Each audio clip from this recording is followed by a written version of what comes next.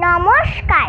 কবিতা পূজার সাজ, কবিগুরু রবীন্দ্রনাথ ঠাকুর। আশ্বিনের মাঝামাঝি উঠিল বাজনা বাজি, পূজার সময় এলো কাছে। মধুবিধু দুই ভাই ছোটাছুটি করে তাই, আনন্দে দুহাত তুলি নাচে। পিতা বসেছিল দ্বারে, দুজনে শুধালো তারে, কি পোশাক আনিয়াছ কিনে? পিতা কহে, আছে আছে তোদের মায়ের কাছে, দেখিতে পাইবি ঠিক দিনে।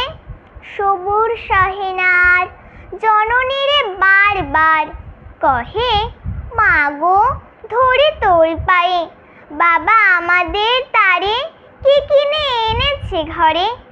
একবার দে না মা দেখায়ে। ব্যস্ত দেখে হাসিয়া মা দুখানি ছিটের জামা, দেখাইল করিয়া আদর। মধু কহে, আর নেই? মা কহিল, আছে এক জোড়া ধুতি ও চাদর। রাগিয়া আগুন ছেলে কাপড় ধুলাই ফেলে, কাঁদিয়া কহিল, চাহি না মা, রায়বাবুদের গুপি পেয়েছে জরির টুপি, ফুল কাটা সাটিনের জামা। মা কহিল, মধু ছি ছি, কেন কাঁদো মিছামিছি? গরিব যে তোমাদের বাপ, এবার হয় নিধান। কত গেছে লোকসান, পেয়েছে কত দুঃখ তাপ। তবু দেখো বহু ক্লেশে তোমাদের ভালোবেসে, সাধ্য মতন এনেছেন কিনে। সে জিনিস অনাগরে ফেলিলি ধুলির পরে, এই শিক্ষা হলো এতদিনে। বিধু বলে, এ কাপড় পছন্দ হয়েছে মোর, এই জামা পরাস আমারে। মধু শুনে আরো রেগে ঘর ছেড়ে দ্রুত বেগে গেল রায়বাবুদের দ্বারে। সেথা মেলা লোক জড়ো, রায়বাবু ব্যস্ত বড়, দালান সাজাতে গেছে রাত। মধু যবে এক কোণে দাঁড়াইল ম্লান মনে, চোখে তার পড়িল হঠাৎ। কাছে ডাকি স্নেহ ভরে কহেন করুণ স্বরে, তারে দুই বাহুতে বাঁধিয়া, কি রে মধু হয়েছে কি, তোরে যে শুকনো দেখি।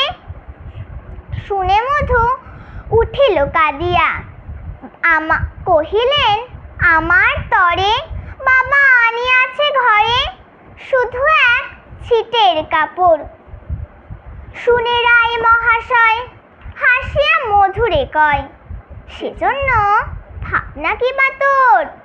ছেলেরে ডাকিয়া চুপি কহিলেন, ওরে গুপি তোর জামা দে তুই মধুকে। গুপির সে জামা পেয়ে মধু ঘরে যায় ধে, হাসি আর নাহি ধরে মুখে।